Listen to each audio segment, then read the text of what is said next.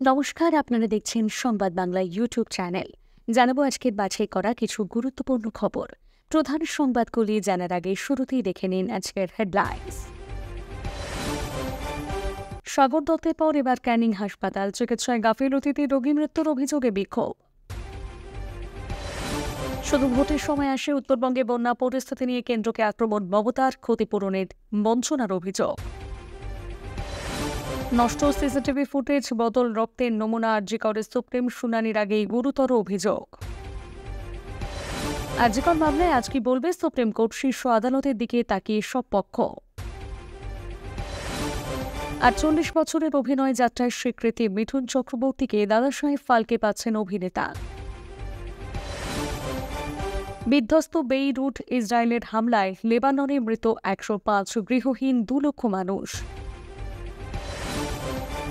হাইওয়েতে ধস, চাপা পড়ে মৃত তিনটি গাড়ির ৩৫ জন। নেপালের বিপর্যয়ে মৃতের সংখ্যা ১৭০ ছড়ালো। পুলিশ নিরাপত্তারক্ষীর মৃত্যুতে তপ্ত এলাকা। খবরের শুরুতেই কিছু গুরুত্বপূর্ণ সূচনা। প্রিয় দর্শক, আপনি যদি আমাদের চ্যানেলে নতুন হয়ে থাকেন তাহলে চ্যানেলটিকে সাবস্ক্রাইব করে পাশে থাকা বেল আইকনটিকে ক্লিক করে রাখুন পরবর্তী খবরের আপডেট সবার প্রথমে পেতে। সরকারি হাসপাতালে ফের চিকিৎসায় গাফিলতিতে রোগী মৃত্যুর অভিযোগ। এক সিভিক ভলেন্টিয়ারের মৃত্যুর ঘটনাকে কেন্দ্র করে উত্তেজনা ছড়ালো দক্ষিণ ২৪ পরগনার ক্যানিং মহকুমা হাসপাতালে। অভিযোগ, চিকিৎসার গাফিলতির কারণে ওই সিভিক ভলেন্টিয়ারের মৃত্যু হয়েছে। ঘটনাকে কেন্দ্র করে সোমবার সকাল থেকে হাসপাতাল চত্বরে বিক্ষোভ দেখাচ্ছেন মৃতের পরিজনেরা। স্থানীয় সূত্রে খবর, মৃতের নাম ভুবন মণ্ডল। তার পরিবারের দাবি, রবিবার বিকেলে বাড়িতে অসুস্থ হয়ে পড়েন তিনি, তখন তাকে ক্যানিং মহকুমা হাসপাতালে নিয়ে যাওয়া হয়। অভিযোগ, কর্তব্যরত চিকিৎসকেরা কোনো রকমে চিকিৎসা করেছেন। প্রাথমিক চিকিৎসার পর তাকে ছেড়ে দেওয়া হয়। চিকিৎসকেরা জানান ভুবনের কিছুই হয়নি। তবে ভুবনের স্ত্রীর দাবি, তার স্বামীর শ্বাসকষ্টের সমস্যা হচ্ছিল, অক্সিজেনের প্রয়োজন ছিল। হাসপাতালে রেখে অক্সিজেন দেওয়ার জন্য তিনি অনুরোধ করেছিলেন, কিন্তু তারা সেই কথার কর্ণপাত করেননি। তাই ওই অবস্থাতে বাধ্য হয়ে ভুবনকে বাড়ি নিয়ে যান। সোমবার ভোরে আবার অসুস্থ হয়ে পড়েন ভুবন। পরিবারের লোকজন তাকে ক্যানিং মহকুমা হাসপাতালে নিয়ে এলে কর্তব্যরত চিকিৎসক ভুবনকে মৃত বলে ঘোষণা করেন। পরিবারের দাবি, ভুবন ক্যান্সারে আক্রান্ত, দীর্ঘদিন ধরে তার চিকিৎসা চলছিল। তবে রবিবার শ্বাসকষ্টজনিত সমস্যা দেখা দেয়।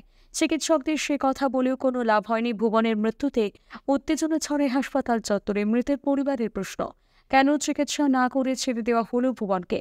হাসপাতালে রেখে কি অক্সিজেন দেওয়া যেত না? চিকিৎসকদের গাফিলতির অভিযোগ তুলে শাস্তির দাবি জানাচ্ছে ভুবনের পরিবারের সদস্যরা। প্রিয় দর্শক, সংবাদ বাংলা সবসময় নিরপেক্ষ ও সঠিক খবর নিয়ে আসে। আমরা কোনো পক্ষ নই, শুধু সত্যটা তুলে ধরি। আপনাদের কাছে প্রতিদিনই সবচেয়ে গুরুত্বপূর্ণ খবর নির্ভরযোগ্যভাবে পৌঁছে দিতে আমাদের চেষ্টা।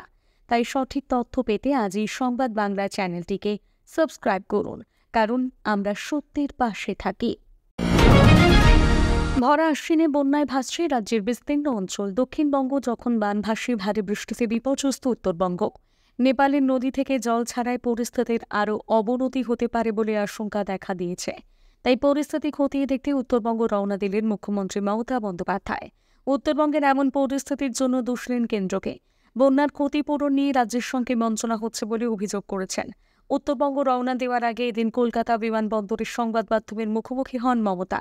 সেখানে তিনি বলেন, দক্ষিণবঙ্গ যেমন ডিভিসির জলে ভেসেছে, গতকাল নেপাল থেকে কোশি নদীর জল ছেড়ে দিয়েছে ৫ লক্ষ কিউসেক টন। ওই জল বিহার হয়ে বাংলায় ঢুকেছে। একদিকে সংকোচ নদীর জলে কোচবিহার, আলিপুরদুয়ার, জলপাইগুড়ি আক্রান্ত, অন্যদিকে নেপালের ছাড়া জল বিহার হয়ে ঢুকতে শুরু করেছে। ফলে মালদা এবং মুর্শিদাবাদের দক্ষিণ দিনাজপুরের ইটাহার সহ বিস্তীর্ণ এলাকায় প্লাবনের আশঙ্কা রয়েছে। মমতা জানিয়েছেন, গতকাল রাত ১২টা থেকে এলাকায় মাইকিং চলেছে। মানুষজনকে সরিয়ে নিয়ে যাওয়া হয়েছে নিরাপদ আশ্রয়ে। নেপালের জলে বিহার এবং বাংলা ২ রাজ্যই ভাসবে বলে মন্তব্য করেন মমতা। কেন্দ্রের দিকে আঙুল তুলে বলেন, ফারাক্কায় তো ড্রেজিং করে না আজ ২০ বছর হয়ে গিয়েছে। ড্রেজিং করা হলে কিছু কিউসেক টন রাখতে পারত ফারাক্কা।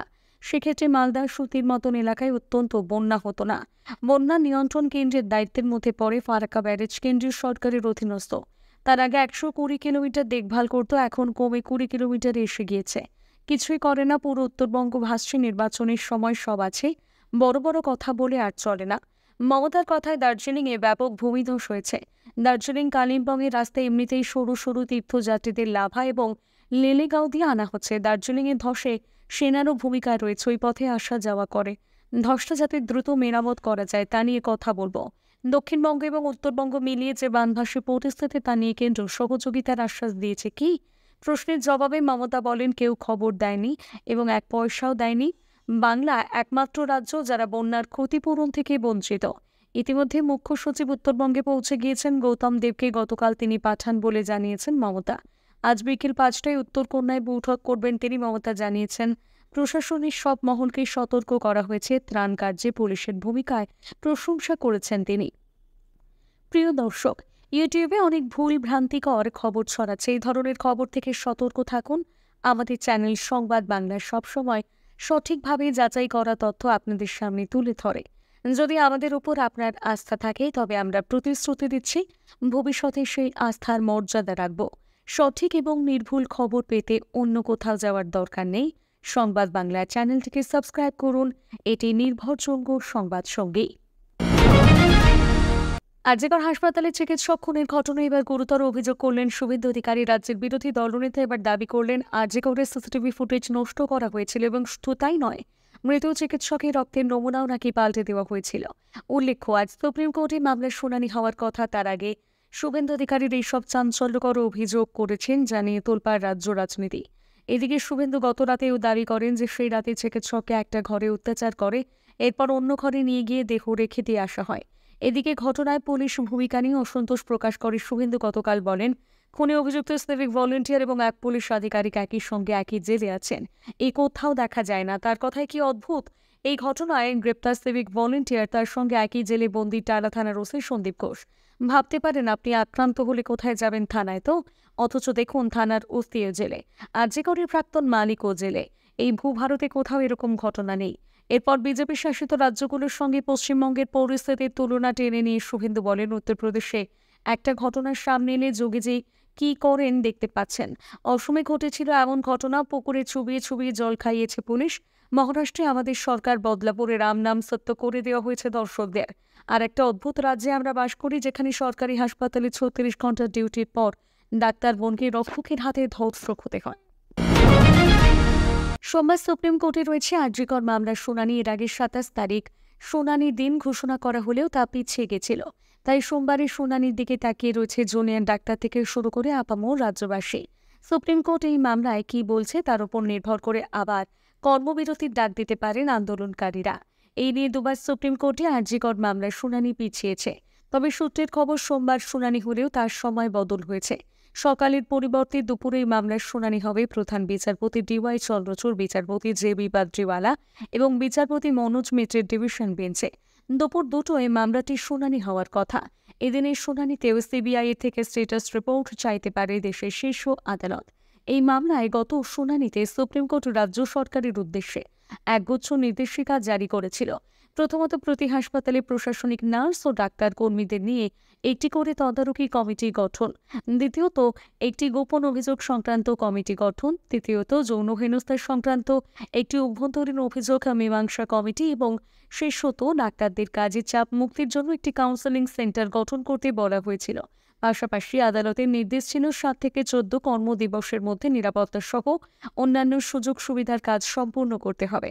অন্যদিকে সিবিআই যে রিপোর্ট জমা দিয়েছিল তা দেখে উদ্বেগ প্রকাশ করেন প্রধান বিচারপতি। বলেন, স্ট্যাটাস রিপোর্টে যা রয়েছে তা ভয়ঙ্কর। সিবিআইকে তদন্তের জন্য সময় দিতে হবে।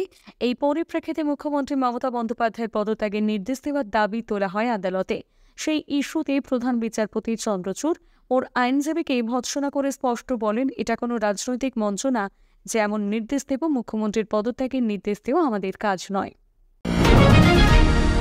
বিনোদ খান্না, অমিতাভ বচ্চন থেকে আশা পারেখ, দাদাসাহেব ফালকে পুরস্কারের বিজয়ীদের তালিকায় রয়েছে এমন অনেক নাম। এবারে সেই তালিকায় জুড়তে চলেছে অভিনেতা মিঠুন চক্রবর্তীর নাম। সোমবার সকালে সুখবরটি ঘোষণা করলেন কেন্দ্রীয় তথ্য সম্প্রচার মন্ত্রী অশ্বিনী বৈষ্ণব। সপ্তাহের শুরুতেই নিজের এক্স হ্যান্ডেলে পোস্ট করে তিনি লেখেন, মিঠুন দ্বারা অসাধারণ অভিনয় যাত্রা পরবর্তী সব প্রজন্মের কাছে অনুপ্রেরণা। আনন্দের সঙ্গে ঘোষণা করছি, দাদাসাহেব ফালকে জুরি থেকে ঠিক করা হয়েছে এবছর শ্রী মিঠুন চক্রবর্তীকে দাদাসাহেব ফালকে পুরস্কারে পুরস্কৃত করা হবে। চলতি বছরের 8ই অক্টোবর অনুষ্ঠিত হবে 70তম আন্তর্জাতিক ন্যাশনাল ফিল্ম অ্যাওয়ার্ড সেরিমনি। এই খবর ঘোষণার পর এখনো পর্যন্ত অভিনেতার তরফে কোনো প্রতিক্রিয়া আসেনি। তবে এদিন কলকাতা শহরেরই ছবির শুটিং করছেন তিনি। খবরটা ঘোষণা হওয়ার পর ছবির সেটে উচ্ছ্বাস। দুপুরে শুটিংয়ে পৌঁছবেন মিঠুন। তবে এই খবরে আপ্লুত গোটা টলিউড। অভিনেতা রুদ্রনীল ঘোষ থেকে পরিচালক কমলেশ্বর মুখোপাধ্যায় সহ অনেকেই শুভেচ্ছা জানিয়েছেন অভিনেতাকে। 1976 সাল থেকে তার অভিনয় যাত্রা শুরু। নিম্ন মধ্যবিত্ত পরিবারের ছেলে তিনি। উত্তর কলকাতার গলি থেকে মুম্বাইয়ের রাজপথ। তার অভিনয় যাত্রা যেন অনেকটা আজ ছবির চিত্রনাট্যের মতো। মৃণাল সেনের মৃগয় ছবির মাধ্যমে অভিনয়ের হাতে খড়ি তার। আর প্রথম ছবিতেই ছক্কা। প্রথম ছবিতেই তার ঝুলিতে আসে সেরা অভিনেতার পুরস্কার। জাতীয় পুরস্কারে পুরস্কৃত করা হয় তাকে। তারপর গত 48 বছর ধরে বিভিন্ন ছবির মাধ্যমে দর্শককে আনন্দ দিয়ে এসেছেন তিনি। 8ই অক্টোবর দাদাসাহেব ফালকে পুরস্কারে পুরস্কৃত করা হবে নায়ককে।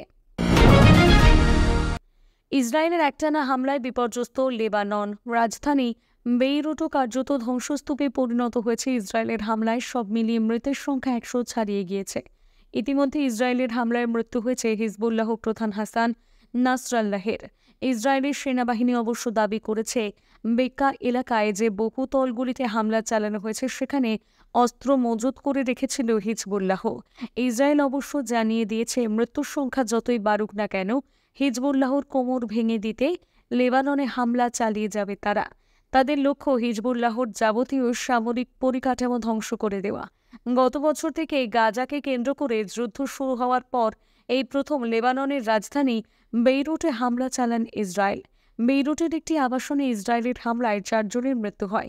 লেবাননের স্বাস্থ্যমন্ত্রক জানিয়েছে রবিবার ইসরায়েলের হামলায় 105 জনের মৃত্যু হয়েছে, আহত হয়েছে 359 জন। গত 7ই অক্টোবর হামাসের হামলার পরপর ইসরায়েলের ওপরে আক্রমণ করে হিজবুল্লাহ। এরপরই গাজার যুদ্ধের সূত্রপাত হয়। এর পাল্টা ইসরায়েলেও গাজা থেকে নজর সরিয়ে লেবাননে হামলা চালাতে শুরু করে। এখনো পর্যন্ত ইসরায়েলের অগ্রাসনের জেরে লেবাননে 2 লক্ষের বেশি মানুষ গৃহহীন হয়ে পড়েছে বলে অভিযোগ। তবে শুধু লেবানন নয়, রবিবার থেকে ইয়েমেনের হুথি জঙ্গি গোষ্ঠীর ওপর হামলা চালাতে শুরু করে ইসরায়েল। হুথিরাও হিজবুল্লাহ এবং হামিসের সঙ্গে গত 1 বছর ধরে ইসরায়েলে ক্ষেপণাস্ত্র হামলা চালিয়েছে বলে অভিযোগ ইসরায়েলি সেনার। নেপালের বন্যায় মৃতের সংখ্যা ছাড়িয়ে গেল 170-এর গণ্ডি। সংবাদ সংস্থা পিটিআই জানিয়েছে শুক্রবার থেকে নেপালে যে বিপর্যয় শুরু হয়েছে রবিবার রাত পর্যন্ত তাতে নিখোঁজের সংখ্যা 42। মৃত্যু আরও বাড়তে পারে বলে আশঙ্কা। রাজধানী কাঠমান্ডুর কাছে বাগমতী নদী এবং তার উপনদীর জল বিপদসীমার উপর দিয়ে বইছে। কোথাও কোথাও নদীর জল দোকল ছাপিয়ে লোকালয়ে ঢুকে পড়েছে। তাতে ভেসে গিয়েছে রাস্তাঘাট, ঘরবাড়ি এবং অনেক গাড়ি। কাঠমান্ডুতে হাইওয়েতে ধস নেমে একসঙ্গে 35 জনের মৃত্যু হয়েছে রবিবার। নেপাল প্রশাসন সূত্রে খবর, কাঠমান্ডুর দক্ষিণ অংশে একটি হাইওয়েতে রবিবার ধস নামে। এই সময় ওই রাস্তার 3টি যাত্রীবাহী গাড়ি ছিল। ধসে সেগুলো চাপা পড়ে যায়। ওই 3 গাড়িতে থাকা মোট 35 জনের মৃতদেহ উদ্ধার করা গিয়েছে। দেশের বিভিন্ন প্রান্তে বন্যা কবলিত এলাকায় উদ্ধার কাজে নামানো হয়েছে 3000-এরও বেশি নিরাপত্তা কর্মীকে। হেলিকপ্টার এবং মোটরবোটের মাধ্যমে বিচ্ছিন্ন এলাকায় পৌঁছে উদ্ধার কাজ চালাচ্ছেন তারা। পৌঁছে দেওয়া হচ্ছে ত্রাণ সামগ্রী। নেপালের আবহাওয়া দপ্তর জানিয়েছে গত 48 ঘণ্টায় নেপালে প্রবল বৃষ্টি হয়েছে, যা নজির করেছে ইতিমধ্যে। কাঠমান্ডু বিমানবন্দরের কাছে একটি জায়গায় 240 মিলিমিটার বৃষ্টি হিসেবে পেয়েছে আবহাওয়া দপ্তর। 2002 সালের পর থেকে যার কখনো হয়নি। বৃষ্টি এবং মুহুর্মুহু ধসের কারণে রাজধানী কাঠমান্ডু নেপালের বাকি অংশ থেকে কার্যত বিচ্ছিন্ন হয়ে পড়েছে। বিপর্যয়ে আটকে পড়েছে অনেক পর্যটক। সেদেশের স্বরাষ্ট্র মন্ত্রকের মুখপাত্র ঋষিরাম তিওয়ারি বলেছেন, কাঠমান্ডুর সঙ্গে যোগাযোগ পুনরুদ্ধার করতে আমাদের উদ্ধারকারীরা কঠোর পরিশ্রম করছেন। এখনো পর্যন্ত 3000-এরও বেশি মানুষকে আমরা উদ্ধার করে নিরাপদ স্থানে নিয়ে যেতে পেরেছি।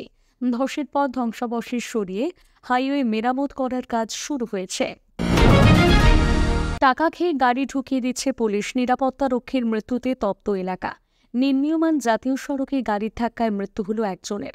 ঘটনাকে ঘিরে উত্তেজনা পুরুলিয়া 1 নম্বর ব্লকের সোনাইজুড়ি গ্রাম পঞ্চায়েতের চাকদা গ্রামের পাশে। জানা গিয়েছে ভোর রাতে আনুমানিক 3টের সময় জামশেদপুর ধানবাদ 32 নম্বর নির্মীয়মান জাতীয় সড়কে একটি ট্রেলার ঢুকে পড়ে। পুলিশ জানিয়েছে মৃতের নাম সুমিত মাহাতো। তিনি একজন নিরাপত্তা রক্ষী।